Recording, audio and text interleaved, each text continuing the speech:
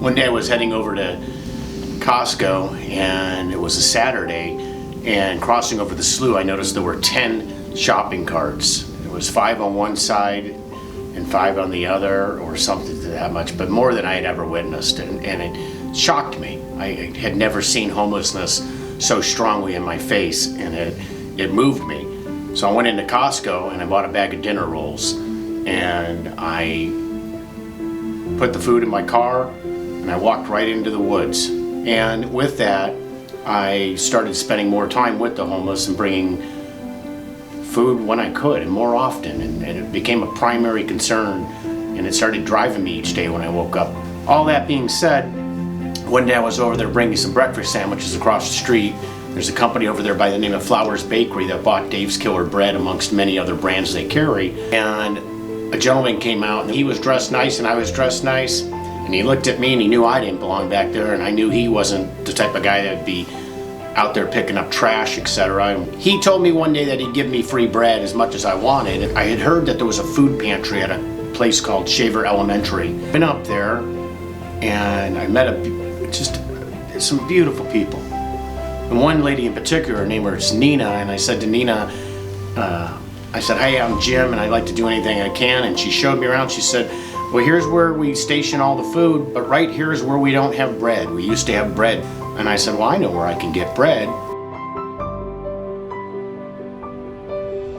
I've watched a lot of camp homeless moves, and they're really a sad experience. The people that are being moved 9 times out of 10 are pretty well into substance abuse. If you were posted today, how much time do you have to move your stuff? Oh, Not what they tell you. It took us 4 days the last time to move all our stuff. From that place to this place, because one of us had to stay in one area and one in the other area. So that your stuff wasn't stolen during while you were moving. And it still was stolen, a lot of it. So today's moving day. Right. Where are you moving to? We don't know. We have no clue. So when you say you don't know, you mean you're literally going to scout out a place that you think you could hide and be unnoticed, hopefully not just to be moved again. Right. It makes you feel like nobody wants to help you, that you're just on your own. Right. Probably the hardest thing I watched with the movement was there was some very young workers that came there and told them from Fish and Wildlife that they were going to be moved. And the people they were moving were probably on an average age of 45 to 74, lowest. And the dignity of it just wasn't there. It wasn't there at all. It was probably the most shocking thing I'd ever watched. It seemed like it was a movie being filmed, that it couldn't be for real. Everything they owned being thrown away in a dumpster. No different than if somebody came to our house, robbed it, and we all walked into the horror of knowing somebody had entered our home, and the horror of knowing that they scattered our belongings all over the place and took some and threw them away. The worst thing that I think anybody can do to somebody is take away their mobility. When you're immobile, well, you're a little less than the rest of society, aren't you? Because you can't get around. Yeah. If you can't get around, you can't even get around to a dumpster. You can't get around to the toilet. How are you going to go to the toilet? What do they expect us to do? Dig a hole, go to the toilet? Dig a hole. That's what a lot of people do, dig a hole. Well, what can you do? Use buckets. Yeah, right. You know, and sure. that just creates bio-waste.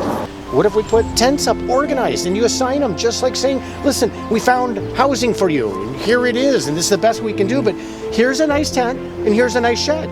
Then that way you go throughout town and tell people there's a new opportunity of hope.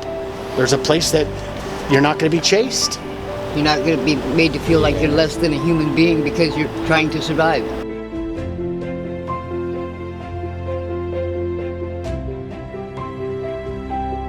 I've been working with an idea for quite some time about a program called Knead, and it wasn't until recently that I understood really what Knead could do.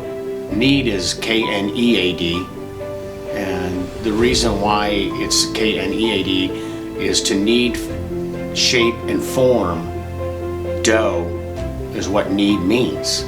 And some of these people just need to be kneaded, shaped, and formed. And we're not going to save everybody. But if you could save a couple, and get them returned back to their families possibly, or get them to write letters that the city mails for free, that they can say sorry to their families for all the horrors that they've caused them and all the damage that they've left behind, probably irreparable. But you can always forgive. You can always try. And even if you can't look them in the face and see them day to day, you can pray and try to forgive them and try to move forward and try to heal. But we have to help them heal somehow, some way. We've got to bring them services that help them heal, or take them to the services. But they have to have camp rules.